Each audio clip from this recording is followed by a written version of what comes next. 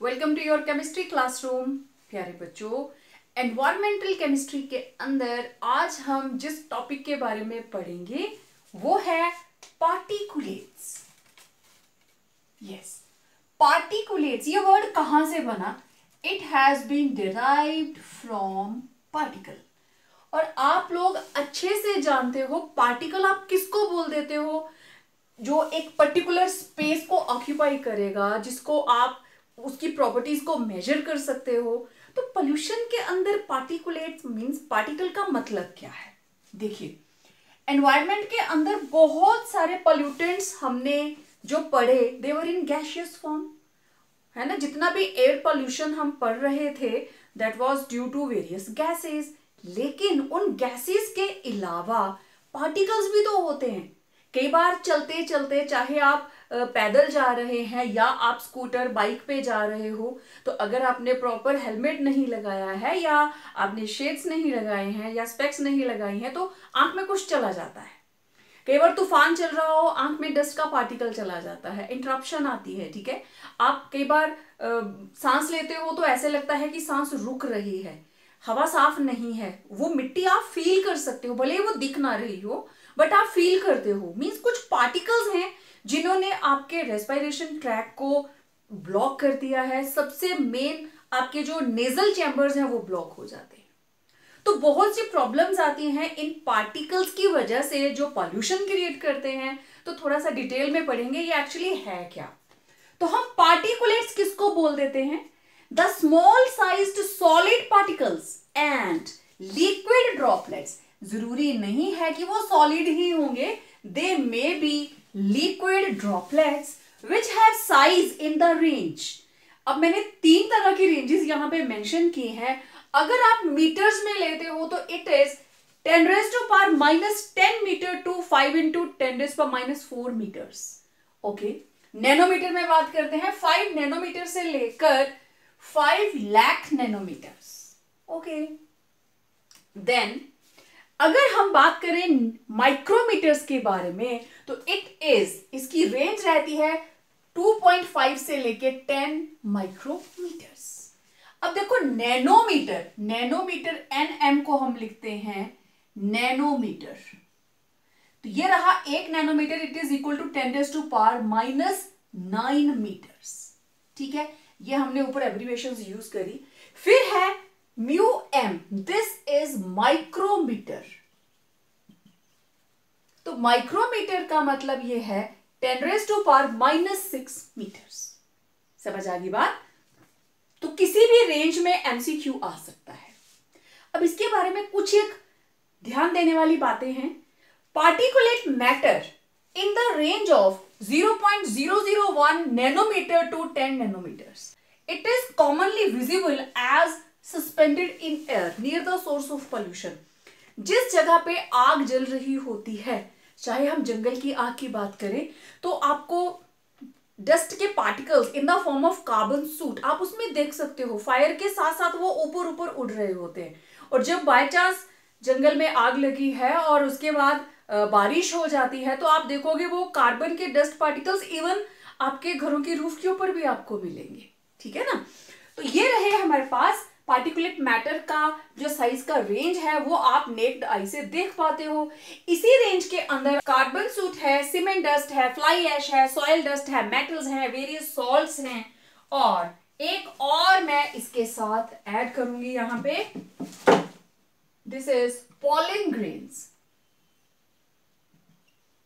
Etcetera.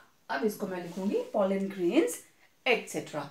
तो pollen grains आप लोगों ने येलो कलर का मटेरियल देखा होगा मैक्सिमम मार्च अप्रैल के मंथ में। जब कभी बारिश हो जाए, हवाएं बहुत चलती हैं उस टाइम में, तो वो जो पोलन ग्रेन्स हैं एक जगह से दूसरी जगह पहुंच जाते हैं for their lamination.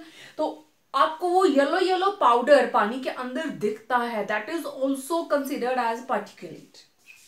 Then particulate के बारे में और क्या जानकारी है? Size less than 5 micrometres, it can penetrate into lungs. और अगर साइज 5 माइक्रोमीटर से ज्यादा है तो इट इज क्वाइट कोर्स, इतना बड़ा होता है कि ये हमारे नेजल चैम्बर को ब्लॉक कर देता है। अब अगर हम टाइप्स की बात करें कि पार्टिकुलेट कितनी तरह के हो सकते हैं, ब्रॉडली हम इनको दो पार्ट्स में बांट लेते हैं। एक है बाइबल और दूसरी है नॉन बाइबल। तो बाइबल मींस जो लिविंग है, नॉन बाइबल मींस जो नॉन लिविंग है। तो लिविंग के अंदर क्या क्या चीजें आ जाती हैं? These are small living organisms which are dispersed in atmosphere like bacteria, virus, fungus, moulds etcetera. दूसरी तरफ है नॉन लिविंग और जिसको हम बोलेंगे नॉन बाइबल। तो ये कैसे बनेंगी? या तो किसी लार्जर मटेरियल को तोड़ दीजिए तो वो छोटे पार्ट्स में बंट जाएगा, या फिर छोटे छोटे पार्टिकल्स आपस में कंडेंस हो जाएंगे। तो these are formed by the breakdown of larger materials और by the condensation of droplets. जैसे डस्ट है, मिस्ट है, फ्यूम्स है, स्मोक है। ठीक है, तो ये थे ब्रॉडली दो तरह के particulates, Bible and non Bible. अब देखते हैं टाइप्स ऑफ पार्टिकुलेट्स को थोड़ा ब्रॉडली, जिसके साथ हम दो चार होते हैं हमारी डेली रूटीन के अंदर। तो ब्रॉडली हम पार्टिकुलेट्स को कैसे देखते हैं, किन किन को हम जानते हैं, वो है smoke, mist, fumes and dust.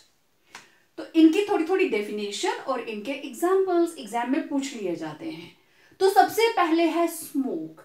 Smoke actually होता क्या है?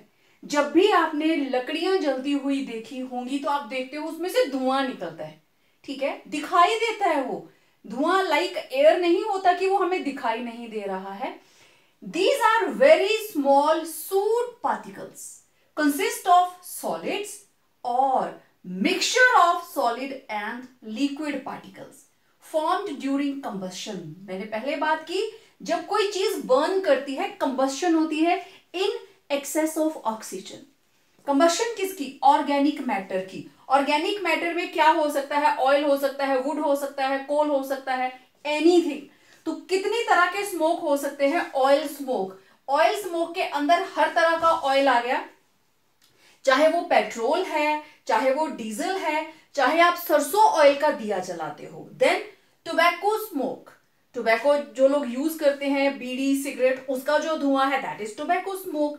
देन कार्बन स्मोक, जहां पे भी कोल बर्न कर रहा है या अनबर्न्ड कार्बन पार्टिकल्स आपको दिखाई देते हैं, तो smoke due to burning of carbon that is carbon smoke, right. फिर बात करते हैं हम मिस्ट।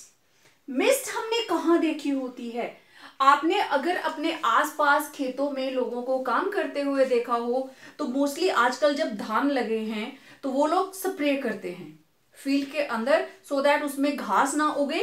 ठीक है, तो हर्बिसाइड्स के लिए कि वो सिर्फ जो वहां पे अनवांटेड ग्रास उग गया है उसको खत्म करेगा। तो यहाँ बैक पे उन्होंने एक बड़ा सा पंप रखा होता है और स्प्रे कर रहे होते हैं, और उसमें से जैसे जो भी मेडिसिन उन्होंने डाली होती है, हर्बिसाइड्स उसमें डाले होते हैं, जैसे ही वो एयर के कांटेक्ट में आता है तो आपको ऐसे क्लाउडी क्लाउडी सी दिखाई देता है, तो वो मिस्ट है। ठीक है, तो दीज आर द सस्पेंशंस, मैंने बोला liquid particles, these are the suspensions of liquid particles in air. जब तक एयर के कांटेक्ट में नहीं आएंगे they are liquid inside the, जो भी उन्होंने पंप अपने शोल्डर्स के ऊपर रखा होता है, ठीक है, जो कंटेनर रखा होता है, which arise because of chemical reactions and condensation of vapors in air. ठीक है, फॉर एग्जाम्पल स्प्रे लिक्विड्स कौन कौन से? Herbicides, insecticides, they mix with air to form mist. सबसे best example SO3 sulphur trioxide, जब एटमॉस्फेयर के अंदर moisture के कांटेक्ट में आती है तो it forms sulphuric acid mists, उसमें मिक्स होकर ये मिस्ट बनाती है। देन फ्यूम्स, फ्यूम्स आपने देखी होती हैं, चाहे कोई चीज सब्लिमेट करती है, डिस्टिलेशन होती है, बॉइलिंग होती है या वेरियस केमिकल रिएक्शन, तो उसमें से फ्यूम्स निकलती हैं। समटाइम्स केमिस्ट्री लैब के अंदर आप किसी सॉल्वेंट का ढक्कन हटाते हो तो उसमें से आपको ऐसे धुआं धुआं सा निकलता दिखाई देता है। वाटर बॉईल करता तो देखा होगा, उसमें से जो भाप निकलती है that is also a fume. तो these are condensed water vapours formed, कैसे? By condensation of vapours during, अब कौन कौन से प्रोसेसेस हैं? Sublimation, distillation, boiling and many chemical reactions. तो एग्जांपल्स के लिए हमारे पास हैं for example organic solvents, metallic and non metallic oxides etcetera. फिर बारी आई डस्ट की। किस चीज को हम डस्ट बोल देते हैं? कोई भी सॉलिड पार्टिकल जिसका साइज 1 माइक्रोमीटर से बड़ा है, 1 micrometre in diameter. This is not India, this is 1 micrometre in diameter. Suspended in air is called dust. इसको मैं पूरा लिख देती हूं, diameter. Suspended in air are called dust. कहां से आते हैं एयर के अंदर? They enter in air from natural, domestic, industrial processes, volcanic eruptions, blowing of dust by wind, जिसको हम बोल देते हैं डस्ट स्टॉर्म. या फिर माइनिंग ऑपरेशंस, कोल माइंस हैं या कोई भी मिनरल की माइंस हैं, ओर की माइंस हैं, तो उसमें से जितनी भी डस्ट निकलती है that enters in the air, तो इसको हम बोलेंगे कौन सा पार्टिकुलेट? Dust particulate. ठीक है, अब इसके एग्जांपल्स देखिए. एग्जांपल्स के लिए the non viable dust particles consist of ground limestone, बारीक पिसा हुआ limestone, then sand, sawdust. Sawdust कहां से आती है? लकड़ी का बुरादा, वुड वर्क से आएगा. कोल पुल्वराइजेशन, फ्लाई ऐश, सीमेंट एटसेट्रा. तो ये थे various types of particulates. Exam के अंदर या तो डेफिनेशन पूछ ली जाती है या इनके एग्जाम्पल्स पूछ लिए जाते हैं. इन चारों के अंदर जो भी छोटा छोटा डिफरेंस है उसको आपने ध्यान में रखना है. Harmful effects of particulates in journal. जितने तरह के पार्टिकुलेट्स आपने स्टडी किए उनका ओवरऑल कलेक्टिवली क्या क्या हार्मफुल इफेक्ट्स हो सकते हैं, हमने इनको कैटेगराइज कर लिया है ह्यूमन बीइंग्स, प्लांट्स और मटेरियल्स के लिए. तो ह्यूमन बीइंग्स के अंदर पार्टिकुलेट्स क्या इफेक्ट डालते हैं? अब क्योंकि पार्टिकुलेट्स इनहेल होंगे तो मोस्ट प्रोबेबली जितनी भी लंग से रिलेटेड डिजीजेस हैं वो सारी की सारी इसमें आ सकती हैं. तो लार्ज पार्टिकुलेट्स जिनका साइज 5 माइक्रोन मीटर से ज्यादा है, they lodge in nasal passage, whereas smaller particles enter into lungs.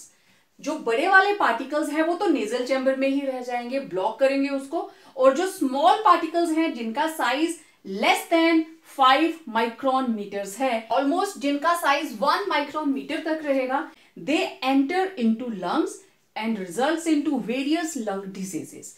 उसमें क्या क्या आ सकते हैं? It may lead to silicosis, bronchial asthma, lung cancer, asbestosis etcetera. Silicosis, जो लोग सिलिकॉन इंडस्ट्री के अंदर काम करते हैं तो सिलिकॉन के छोटे छोटे पार्टिकल्स इनहेल करके लंग्स के अंदर चले जाते हैं, तो लंग लाइनिंग खराब होनी शुरू हो जाती है. That leads to silicosis. Similar is the case with asbestosis.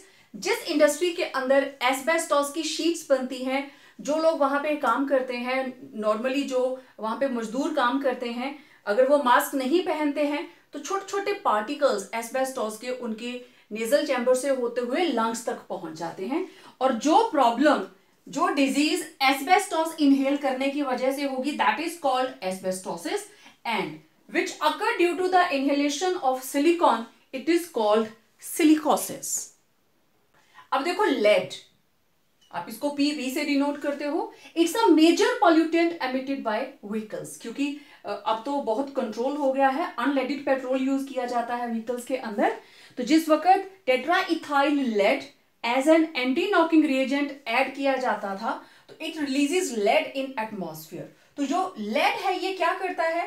It affect development और maturation of RBC, red blood corpuscles. इसके अलावा they have burning effect on vision and reduce visibility. Eyes की प्रॉब्लम भी हो सकती है. प्लांट्स के अंदर these damage leaf structure, they destroy chlorophyll and affect the process of photosynthesis. Materials, अब देखो, they damage paints, buildings and monuments etcetera, and also they lead to corrosion of various metals. Particulate से related कुछ एक important questions हैं, मैंने question answer form में ही लिखे हैं जो हमारे एग्जाम्स में पूछे जाते हैं. सबसे पहले व्हाट इज फ्लाई ऐश? एक एक नंबर के क्वेश्चंस आ जाते हैं. फ्लाई ऐश, ऐश क्या होती है? राख जो फ्लाई कर सके. ठीक है, सिंपल सी बात है. These are the small ash particles. Small ash particles form by combustion of fossil fuels. Fossil fuel में कोल भी हो सकता है, ऑयल भी हो सकता है, which are carried into air by gas produced during combustion। जितने भी हमारे पावर प्लांट्स हैं वहां हम कोल यूज करते हैं, स्मेल्टर्स हैं वहां हम प्योर कोक कार्बन यूज करते हैं, वेरियस माइनिंग ऑपरेशंस हैं जिनके अंदर हमें इन चीजों को यूज करना पड़ता है, वेरियस फॉसिल फ्यूल्स को, चाहे पेट्रोल है, डीजल है या कोल है। तो जब इनकी कंबस्शन होती है तो जो गैसेस इसमें से निकलती हैं उनके साथ ये छोटे छोटे पार्टिकुलेट्स भी एटमॉस्फेयर के अंदर चले जाते हैं, तो उसे हम क्या बोलते हैं, फ्लाई ऐश। ऐश के पार्टिकल्स जो गैसेस के साथ उड़कर एक जगह से दूसरी जगह पहुंच जाते हैं। तो these are produced by power plants, smelters and mining operations. Now what is asbestos dust? जितनी भी एस्बेस्टॉस शीट्स, रोप्स बनाने की इंडस्ट्रीज हैं, it is a dust produced from industrial units manufacturing asbestos sheets, ropes etcetera. आपको पता है इसकी floorings भी बनती हैं, ठीक है। तो asbestos insulation and asbestos flooring, it also adds dust to the atmosphere. asbestos की इंडस्ट्री में जो लोग काम कर रहे हैं, ज्यादा देर तक अगर इसके फाइबर ड्यू टू इनहेलेशन उनके अंदर चले जाते हैं, then what happens? It leads to asbestosis. It is a chronic lung disease. asbestosis chronic मतलब बहुत ही हार्मफुल, बहुत ज्यादा lung disease caused by inhaling asbestos fibers. ये फाइबर्स लंग्स के अंदर जाके डिपॉजिट हो जाते हैं and lead to lung tissue scarring. या तो वो टिश्यू खराब होना शुरू हो जाता है, स्कैर्स आने शुरू हो जाते हैं, एंड शॉर्टनेस ऑफ ब्रेथ, सांस लेने की स्पीड कम हो जाती है। मतलब कम होने का मतलब यह नहीं कि वो लंबी लंबी सांसें लेंगे, मतलब वो जल्दी जल्दी सांस लेने की उनको जरूरत पड़ती है। Then persistent dry cough, it may lead to dry cough, खांसी आएगी लेकिन बिल्कुल ऐसे गला खनकता रहेगा, सूखी खांसी आती रहेगी। देन चेस्ट टाइटनेस, ऐसे लगता है कि चेस्ट में कंजेशन हो गई है क्योंकि टिश्यू खराब हो गया है लंग्स का, सांस भी थोड़ी कम आ रही है, ऑक्सीजन की अवेलेबिलिटी कम हो जाती है और कई बार चेस्ट में पेन भी आनी शुरू हो जाती है। तो एस्बेस्टोसिस ओवरनाइट नहीं होती है, बहुत लंबे समय तक अगर जो लोग वहां पे काम करते हैं मास्क यूज नहीं करते हैं इंडस्ट्री के अंदर, तो काफी लंबे समय तक, सालों तक इनहेल करने के बाद ये प्रॉब्लम आती है और सिम्टम माइल्ड टू सीवियर हो सकते हैं। देन न्यूमोकोनियोसिस, पार्टिकुलेट से रिलेटेड एक जनरल टर्म आती है न्यूमोकोनियोसिस। हर तरह का पार्टिकुलेट, यहां एस्बेस्टोसिस के अंदर सिंपल एस्बेस्टोस, सिलिकोसिस के अंदर प्योरली सिलिकॉन, लेकिन pneumoconiosis it's a general term. It is a lung disease which causes scarring of lungs और fibrosis of lung lining। या तो lungs की लाइनिंग खराब हो जाएगी या ओवरऑल जो lungs हैं उनके ऊपर स्कैर्स आ जाएंगे। और ये क्यों होता है? It occurs due to continuous inhaling of particulates for long periods of time. तो that lead to pneumoconiosis। तो ये एक एक नंबर के क्वेश्चन इसी तरीके से पूछे जाते हैं। What are organic particulate matter? वो पार्टिकुलेट्स जिनके अंदर ऑर्गेनिक कंपोनेंट होगा, मींस ऑर्गेनिक कंपाउंड का थोड़ा बहुत पार्ट होगा या फुल फ्लेज ऑर्गेनिक कंपाउंड होगा, तो उन्हें हम बोल देते हैं ऑर्गेनिक पार्टिकुलेट मैटर। तो these are particulates released in air when hydrocarbons present in coal and oil are oxidised, जब उनका कंबस्शन होता है। For example PAH, this is polycyclic aromatic hydrocarbons. These are the major components of organic particulates क्योंकि ये carcinogenic होते हैं। Carcinogenic means cancer causing, these are cancer causing. अब polycyclic aromatic hydrocarbons, आप एरोमेटिक हाइड्रोकार्बन्स के अंदर बहुत अच्छे से पढ़कर आए हैं। सबसे सिंपलेस्ट एरोमेटिक हाइड्रोकार्बन हम लेते हैं बेंजीन, लेकिन हमें क्या लेना है? पॉलीसाइक्लिक। तो इसी को बेस बनाकर मैं आगे आपको बताऊंगी। अगर दो बेंजीन रिंग्स आपस में जुड़ जाती हैं, दिस इज नेप्थलीन, राइट। अगर ये तीन जुड़ जाती हैं, देन इट बिकम्स एंथ्रासीन। और एक और तरीका है 3 बेंजीन रिंग्स को आपस में जोड़ने का। 2 तो बिल्कुल स्ट्रेट लाइन में रहेंगी इस तरीके से, और एक यहां पे।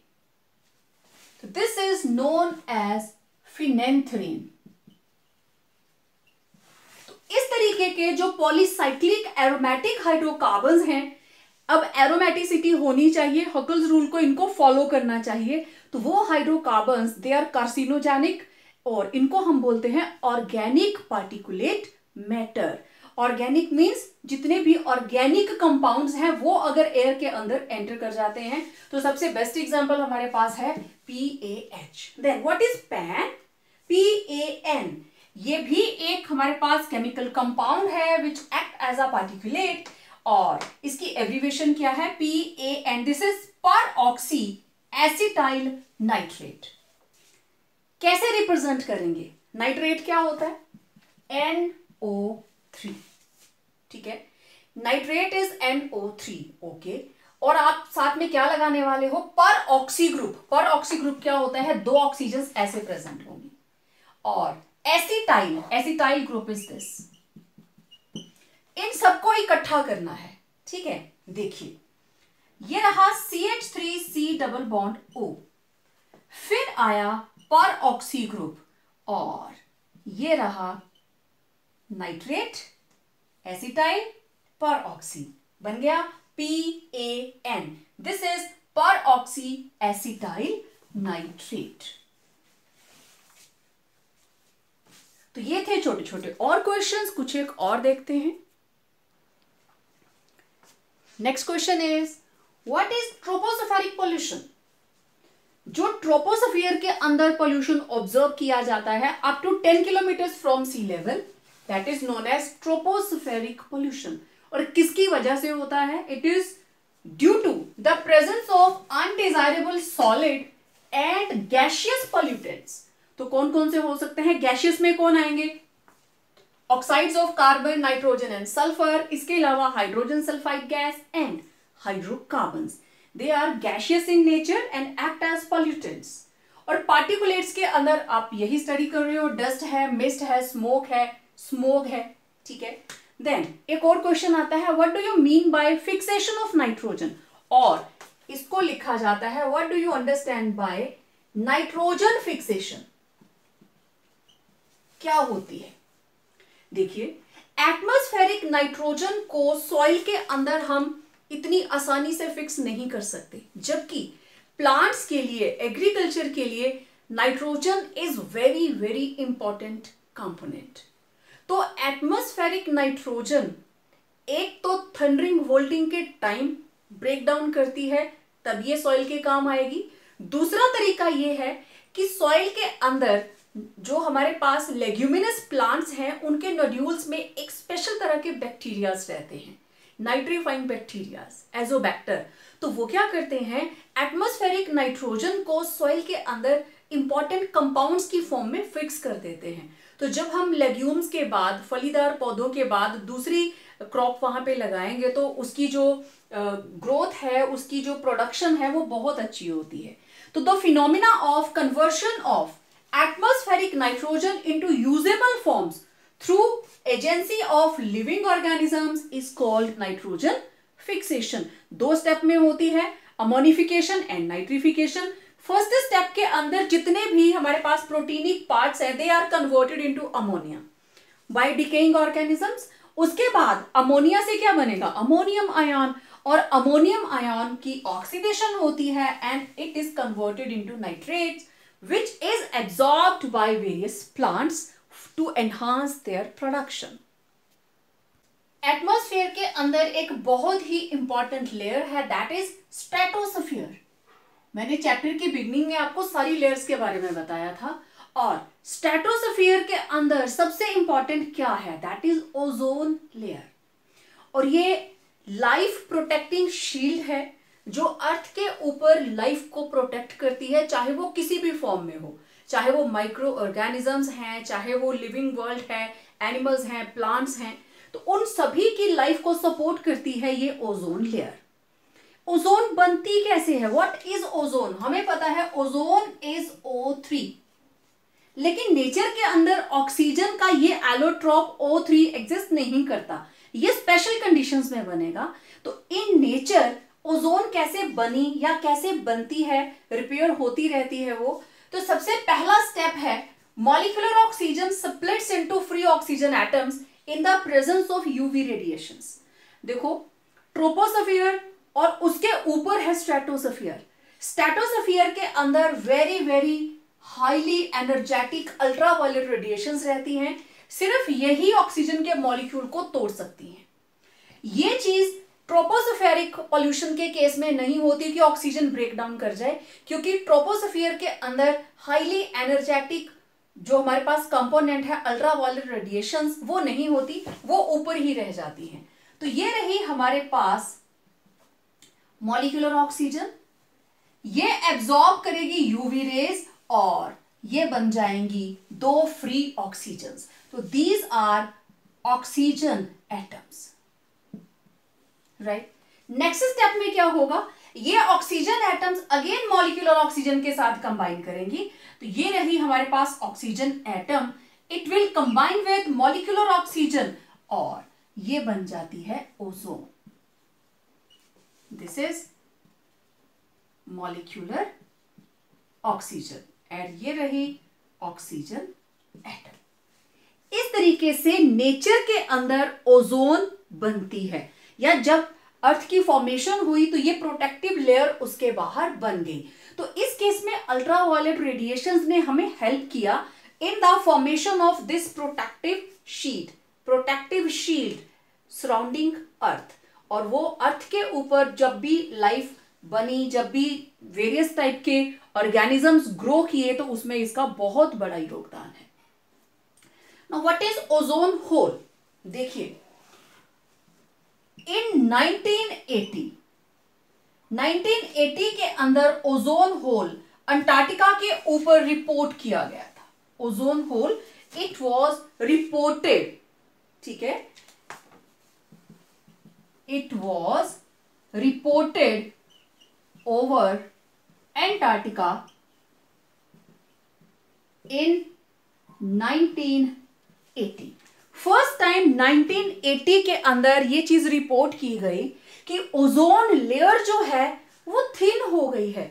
Ozone hole it doesn't mean कि वहां पे सुराख हो गया है, कि जैसे कहीं पे ब्रिक्स लगाई हैं तो वहां से वो एक ब्रिक निकल गई है। नो, वो थिनिंग हो गई है। हम कोई क्लॉथ बहुत ज्यादा पहनते हैं, धीरे धीरे करके वो छड़ना शुरू हो जाता है, वो थिन होना शुरू हो जाता है, उसकी स्ट्रेंथ उतनी नहीं रहती। तो इसमें भी ऐसा ही है कि अगर ओजोन लेयर की मोटाई थी इतनी, तो अंटार्कटिका के ऊपर आके वो मोटाई इतनी रह गई है, वो थिन हो गई है। तो जैसे इतने इतने वो क्लाउड थे ओजोन के, वो यहां पहुंच के थोड़े कम रह गए हैं। तो अब यहां से यूवी रेडिएशंस क्रॉस कर सकती है। मोटी लेयर थी ओजोन की, तो वहां पे जैसे ही यूवी रेडिएशंस आई, नियर बाय ऑक्सीजन ओजोन में कन्वर्ट होते जा रही है। लेकिन अंटार्कटिका के ओवर ऐसा क्या हो गया कि वहां पे वो ओजोन होल बन गया, थिनिंग ऑफ ओजोन लेयर हो गई। उसके बारे में भी मैं बाद में बात करूंगी। अभी हमें सिर्फ ये पता करना है what is ozone hole. The depletion of ozone layer by ozone depleting substances such as chlorofluorocarbons, जिसको हम जनरली बोल देते हैं CFCs, and NO2, leading to thinning of ozone layer is called ozone hole, and it was reported over Antarctica in 1980 for the first time.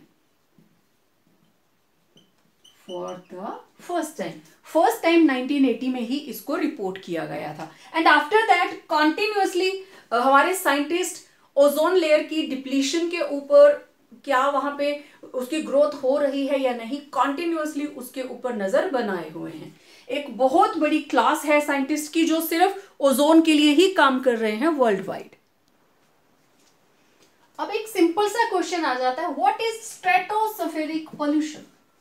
वो pollution जो stratospheric layer के अंदर होगा, that is known as stratospheric pollution. तो देखिए human activities की वजह से CFCs, बेसिकली हम इनको फ्रियॉन्स बोलते हैं, they have been added to atmosphere. Troposphere के अंदर ये बहुत ही स्टेबल होते हैं, तो रेडिली स्ट्रेटोस्फीयर के अंदर डिफ्यूज आउट कर जाते हैं, नीचे से ऊपर वाली लेयर में पहुंच जाते हैं, और स्ट्रेटोस्फीयर के अंदर they are broken by powerful ultraviolet radiations and cause depletion of ozone layer. So this is known as stratospheric pollution. अब ये कहां से आते हैं?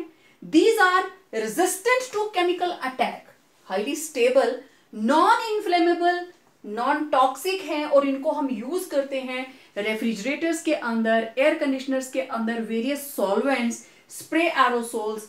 बहुत सारी कंपनीज जो हैं वो शेविंग क्रीम नहीं बोलूंगी, that is a spray, shaving spray type, कि उसको जस्ट प्रेस करते हैं तो वो फोम बनकर, एरोसोल बनकर बाहर आता है और डायरेक्टली वो फेस पे अप्लाई कर देते हैं. लेकिन जब से ओजोन होल का कंसेप्ट वर्ल्ड के सामने आया तो बहुत सी कंपनीज ने सीएफसीज को रिप्लेस किया है पीएफसीज के अंदर, पर फ्लोरोकार्बन्स. रीजन बीइंग ओजोन लेयर की डिप्लीशन करने के लिए this is the main culprit, chlorine free radical.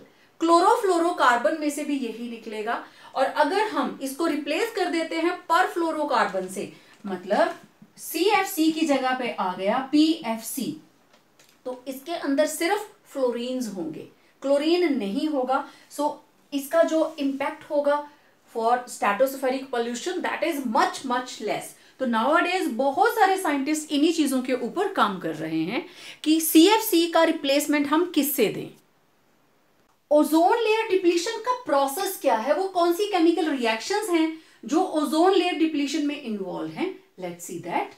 What is the process of ozone layer depletion. देखिए, अल्ट्रावायलेट रेडिएशंस क्लोरोफ्लोरोकार्बन्स को ब्रेक डाउन करेंगी, उनके फ्री रेडिकल्स बनेंगे, और वो फ्री रेडिकल आगे रिएक्ट करेंगे ओजोन के साथ. तो फर्स्ट स्टेप के अंदर ये मैंने दो तरह के क्लोरोफ्लोरोकार्बन यहां पे नोट किए हैं, CF2Cl2 एंड CFCl3. तो देखो है क्या, ये कार्बन के टोटल 4 बॉन्ड्स होते हैं, ठीक है. 2 के साथ लग गई फ्लोरीन, 2 के साथ लग गई क्लोरीन, ये बन गया CF2Cl2. ये कार्बन के 4 बॉन्ड्स, एक के साथ लगी है फ्लोरीन और 3 तरफ लगी है chlorine, this is CFCl3, chlorofluorocarbon. ठीक है, क्लोरोफ्लोरोकार्बन, क्लोरोफ्लोरोकार्बन्स, और जनरली हम इनको क्या बोल देते हैं, फ्रियॉन्स. ठीक है, तो अब इनमें से सबसे जो डेंजरस है that is formation of chlorine free radical.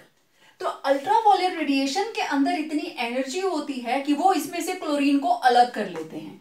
तो एक क्लोरीन अगर अलग हो गई, ये रहे मेरे पास, इसकी मैं बात करूं, 2 तरफ है फ्लोरीन, 2 तरफ है क्लोरीन, ये क्लोरीन अपना इलेक्ट्रॉन लेकर अलग हो गई, तो इस कार्बन के ऊपर अपना इलेक्ट्रॉन आ गया. अब ये बचा क्या, CF2Cl, CF2Cl, और कार्बन के ऊपर अपना इलेक्ट्रॉन आ गया, अपना फ्री रेडिकल आ गया. सेम इसमें भी एक क्लोरीन अपना इलेक्ट्रॉन लेके सेपरेट हो गई, और कार्बन के साथ लगा है एक फ्लोरीन, 2 क्लोरीन, और ये रहा कार्बन के ऊपर फ्री रेडिकल. तो जिसके ऊपर कोई चार्ज नहीं होता हम उसको बोल देते हैं free radical. Now this is chlorine free radical. अब आगे ये किस तरीके से रिएक्ट करेगी, ये ओजोन से रिएक्ट करेगी और उसको तोड़ेगी. तो स्टेप 2 के अंदर ये रहा chlorine free radical, this is chlorine free radical. ना इस पे पॉजिटिव चार्ज है ना नेगेटिव चार्ज. ये रहा O3, ओजोन. ओजोन में से एक ऑक्सीजन इसने अपने साथ ले ली, ये बन गया ClO free radical, and oxygen gas is released, oxygen gas is set free. Okay, अब देखिए दूसरे स्टेप के अंदर ये रहा ClO free radical. Now this is chlorine monoxide free radical. ये कंबाइन करेगा आगे, दिस इज क्लोरीन मोनोऑक्साइड.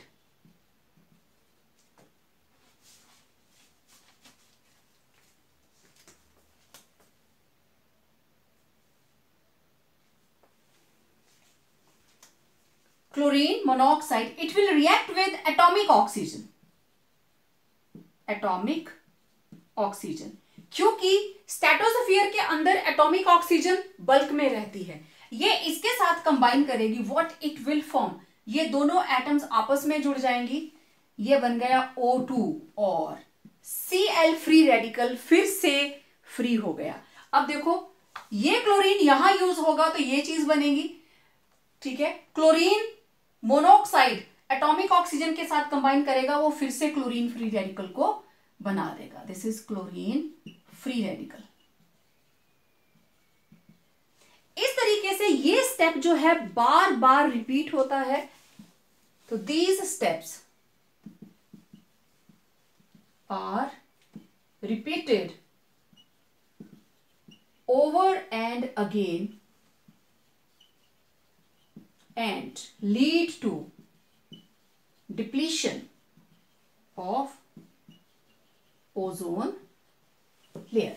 ये दोनों ही स्टेप बार बार रिपीट होते रहते हैं और ओजोन लेयर की डिप्लीशन होती रहती है। अब देखो इतना इफेक्टिव रहता है that one molecule of CFC can deplete 1 lakh molecules of ozone। Ozone के 1 लाख मॉलिक्यूल्स को सिर्फ क्लोरोफ्लोरोकार्बन का एक मॉलिक्यूल खत्म कर सकता है।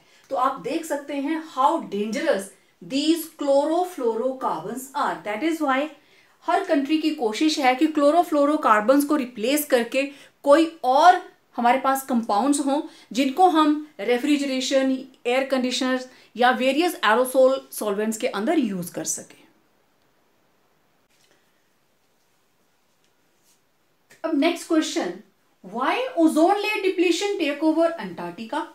अंटार्कटिका के ऊपर ही ओजोन होल डिटेक्ट हुआ, it was reported first time in 1980। तो वहां पे ऐसा क्या है? जो डिप्लीशन का प्रोसेस है आप अच्छे से जानते हैं, इससे पहले हमने उसी के बारे में बात की, क्योंकि main culprit is Cl free radical, chlorine free radical, तो इसी से होगा। लेकिन अंटार्कटिका के ऊपर क्यों?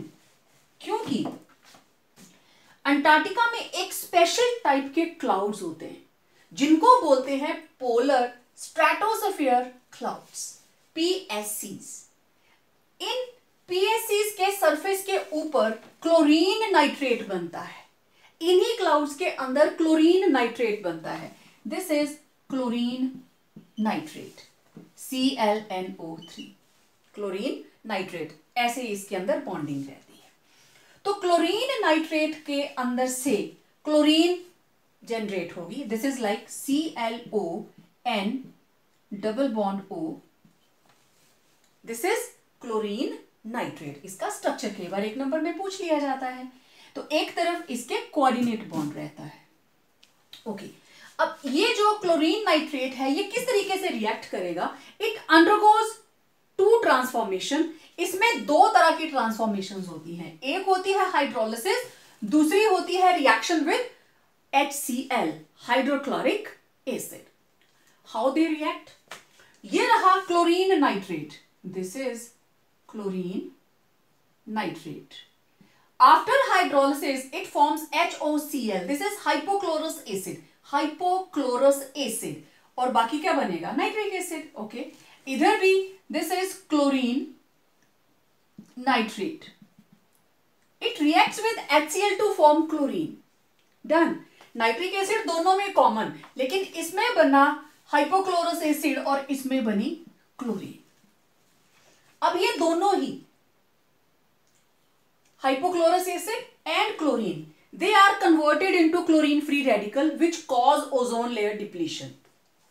ये रहा हाइपोक्लोरस एसिड, ये ब्रेक करेगा इस तरीके से क्लोरीन फ्री रेडिकल, और क्लोरीन फ्री हमारे पास क्लोरीन है in the presence of ultraviolet radiation, ये बन जाएंगे 2 क्लोरीन फ्री रेडिकल। इसके आगे का प्रोसेस आप अच्छे से जानते हो, क्योंकि यहां पे ये जो क्लोरीन फ्री रेडिकल्स हैं, now chlorine free radicals react with ozone, ठीक है, किस तरीके से वो मैं इधर लिखती हूं। आपने पहले भी इसको नोट किया था, क्लोरीन प्लस ओजोन, ये बन जाता है क्लोरीन मोनोऑक्साइड। और ये जो क्लोरीन मोनोऑक्साइड है, it will react with atomic oxygen to form again chlorine free radical and oxygen. अब ये आगे ना फिर से रिपीटिंग वाले प्रोसेस, रिएक्शन प्रोपगेशन हो रही है। क्लोरीन यहां यूज होगा और ये बनेगा chlorine monoxide. This is chlorine monoxide. ये अभी पहले भी हमने किया। तो ये रिपीटिंग बार बार होती रहेगी और ओजोन जो है वो डिप्लीट होती रहेगी। ठीक है, so this is why ozone layer depletion take place over Antarctica. ठीक है, फिर एक क्वेश्चन आता है, व्हाट इज पोलर वॉर्टेक्स। देखिए, पोलर स्ट्रेटोस्फेरिक क्लाउड्स जब बनते हैं अंटार्कटिका के ऊपर, तो एक स्टेबल विंड पैटर्न क्रिएट होता है। और ये जो विंड का पैटर्न है इतना रिजिड होता है कि ये बिल्कुल सन और एयर को सेपरेट शो करता है। The stable wind patterns in stratosphere, they are called polar vortex. और polar vortex is responsible for the depletion of ozone layer, क्योंकि वो wind pattern उस पर्टिकुलर जगह के ऊपर बहुत देर तक टिका रहता है और उसके अंदर जो चीजें हमें चाहिए डिप्लीशन के लिए, they are in quite good amount.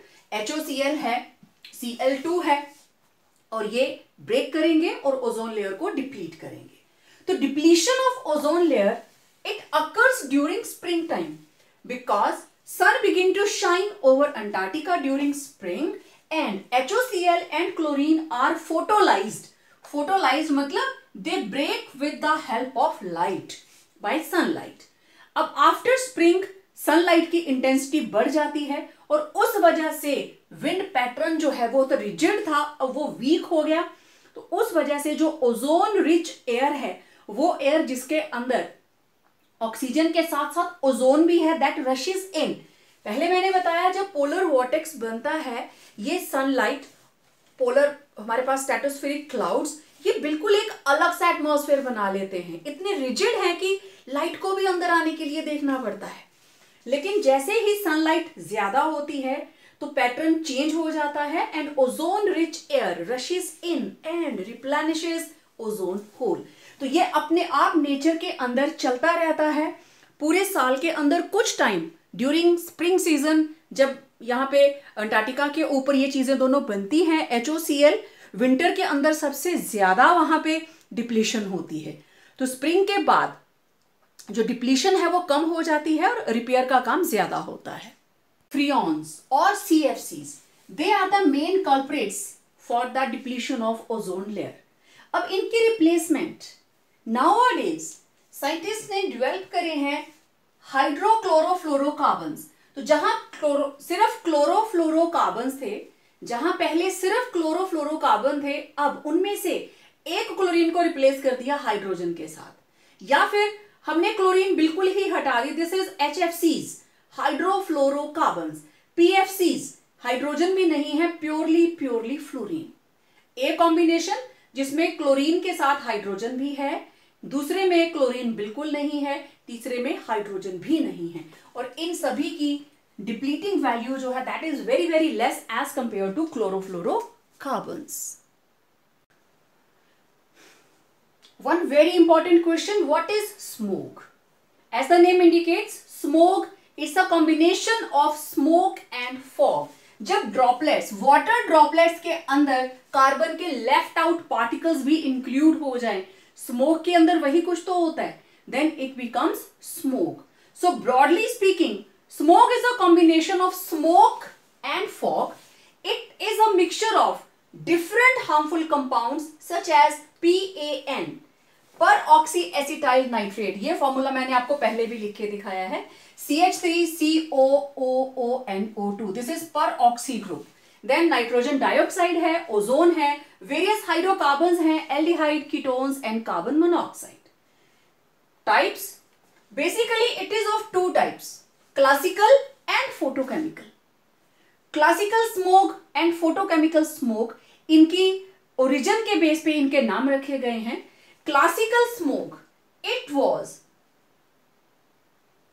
Classical smoke, it was first observed in London in year 1952, and in Los Angeles, photochemical smoke was observed for the first time in 1950.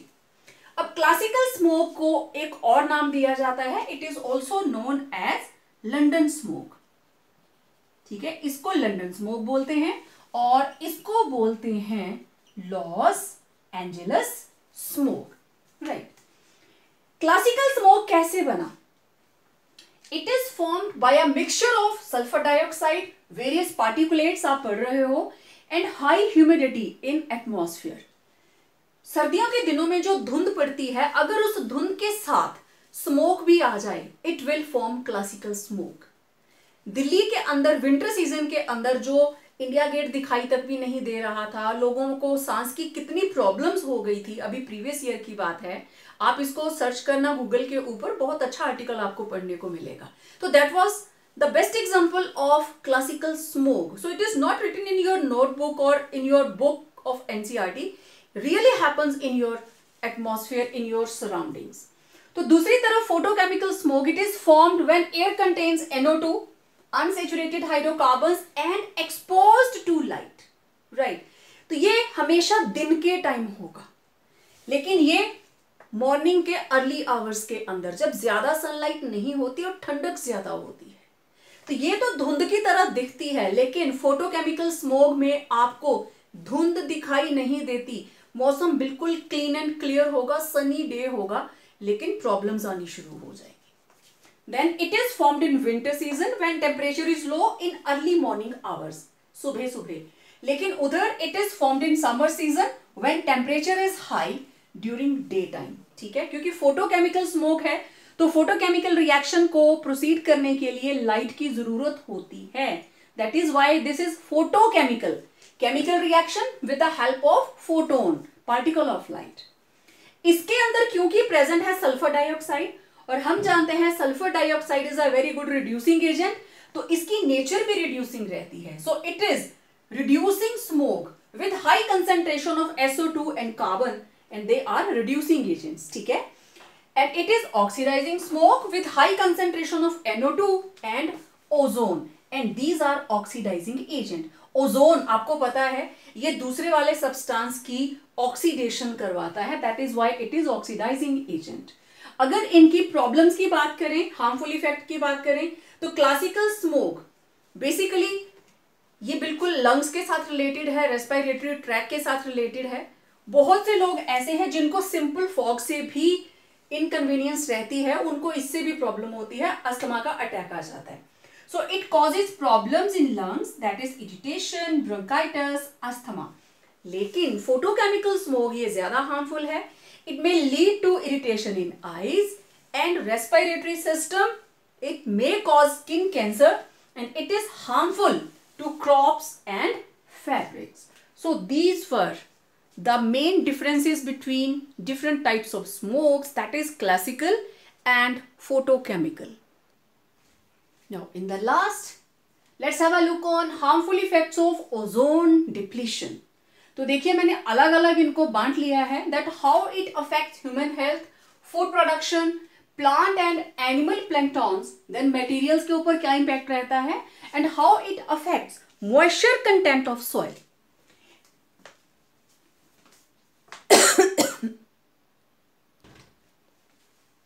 Harmful effect on human health, it may lead to sunburn, cataract, cataract means eyes की problem होती है ये. Then ageing of skin, जिसे हम skin cancer बोल देते हैं. Then weakening of immune system, और अगर इम्यून सिस्टम वीक हो जाता है तो कोई भी डिजीज प्रॉब्लम हमें ज्यादा प्रॉब्लम में डाल सकती है. फूड प्रोडक्शन, अगर ज्यादा यूवी रेडिएशंस हमारी अर्थ के ऊपर आए तो there will be decrease in ability of plants to capture light energy during the process of photosynthesis. बहुत ब्राइट लाइट हो तो हम आंखें नहीं खोल पाते हैं. Similar is the case with plants. जब बिल्कुल ब्राइट लाइट आएगी तब फोटोसिंथेसिस का प्रोसेस नॉर्मली नहीं होगा. Then reduction of the nutrient content, reduction of the nutrient content and growth of plants, इस पे भी उसका इंपैक्ट पड़ेगा. अब देखो हमारा जितना भी मैरीन फूड है, सी फूड है, बेसिकली कौन है? प्लैंकटॉन्स। अगर प्लैंकटॉन्स डैमेज हो जाते हैं तो प्लैंकटॉन खाने वाली कितनी सारी फिश हैं, शेल फिश हैं, और भी बहुत सारे एक्वाटिक एनिमल्स हैं, मैरीन एनिमल्स हैं जो उन प्लैंकटॉन्स को खाकर जिंदा रहते हैं। तो प्लैंकटॉन ही खत्म हो जाएंगे तो उसकी वजह से प्लैंकटॉन की स्पीशीज तो खत्म होंगी ही होंगी, बहुत सारी फिश और जो शेल वाली फिशेज होती हैं, शेल वाली फिश होती हैं, वो भी खत्म हो जाएंगी, उनके प्रोडक्शन पे भी इसका इम्पैक्ट होगा। और अगर इन पे इम्पैक्ट होगा तो मैरीन लाइफ के अंदर डेफिनेटली फूड चेन जो है वो डिस्टर्ब हो जाएगी। मटेरियल्स, ज्यादा रेडिएशंस आएंगी तो पेंट डैमेज होंगे, फैब्रिक डैमेज होंगे, क्योंकि बहुत जल्दी फेड हो जाएंगे, क्योंकि लाइट का जो ब्राइटनेस है वो ज्यादा रहेगी। Then moisture content of the soil, soil के अंदर मॉइस्चर के कंटेंट को लॉक या सील करते हैं प्लांट्स, और वो किस तरीके से मेंटेन करते हैं? Evaporation through stomata. तो अगर लाइट ज्यादा है तो इवेपोरेशन ज्यादा होगी, इवेपोरेशन ज्यादा होगी तो सॉइल के अंदर मॉइस्चर का कंटेंट कम होगा, and it will definitely lead to the decrease in production, right. तो ये थे कुछ harmful effects of ozone layer depletion. So it was all about particulates. See you in next video. Till then, complete your notes.